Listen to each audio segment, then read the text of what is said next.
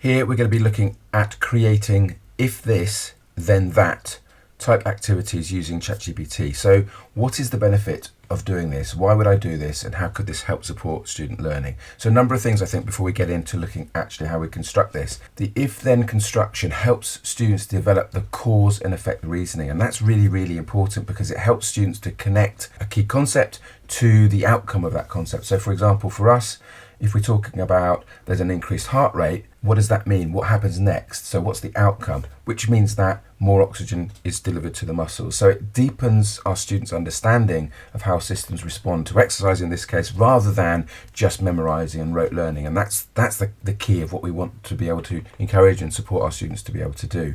These types of activities also encourage application of knowledge. So we know, of course, what AO2 and AO3 is looking for, and by doing these if-then type activities, the then part, it encourages students to apply what they know to the new situation. And that's obviously developing our AO2 and AO3 questioning. And it helps to bridge the gap between theory and practical performance and examples in our context. It also helps to develop the use of precise language.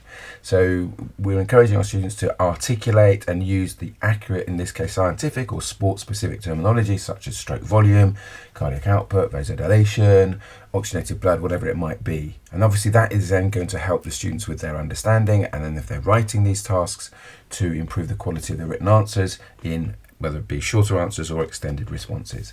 Similarly, as previously, we've discussed that they are useful for low-stakes formative assessment. It's just a quick way to check understanding. Students can work in pairs, they can work in different small groups, they can swap their answers, etc. And it builds up that picture for us as teachers. And this little activity also helps with the development of exam technique. So the if-then statements, they mimic the thinking process behind explain and analyze type questions. So this is where students must identify a cause and then link it clearly to an effect. So it's that idea of what next, what does that mean, what does that lead to?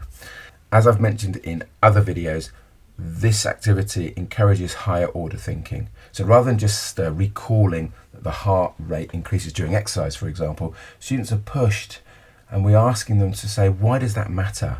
And what happens next? And therefore we're developing the analytical thinking which underpins the high level responses. So you can see it's well worth investing time in creating some of these tasks to really support student learning. Let's get into it and have a look at what we've done here. So you can see I've said create 20 questions about the cardiovascular system. We start with if, and then statement about the cardiovascular system, then, and where the student has to complete the then part of the sentence. For example, if an athlete starts running then. Now perhaps what I should have done is been even more specific and put in here the actual content from, in our case, the OCR GCSE PE specification. ChatGPT has produced the activity version here for me, and on the whole it looks pretty good. The same things apply as I've said elsewhere in videos. Make sure that you are comfortable or you are happy with the accuracy of the content and the appropriacy in terms of the level and material which is suitable and applicable and relevant to and in line with your specification.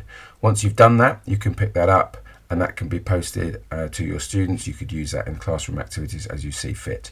What it's also done as well is given me a teacher answer with some suggested responses. So with this, it doesn't have to be 100% in line with what is provided here, but this idea of showing understanding is really, really important. But then I thought, okay, what about those students who might not be able to grasp this straight away? They might find this very, very challenging. How could I support them? So I've said, let's take this a little bit further. This time create the 20 questions as you've done before, but this time add a hint after the first part of the sentence. So it's giving an indicator, it's scaffolding, and it's holding hands for those students who need that little bit more support to help them to complete the second part of the question. So I've got here, if cardiac output increases, for example, give a hint, oxygen and carbon dioxide. This allows for differentiation, as I've said, and support for those less able students. And you can see what it's done for us. It's taken the same 20 questions.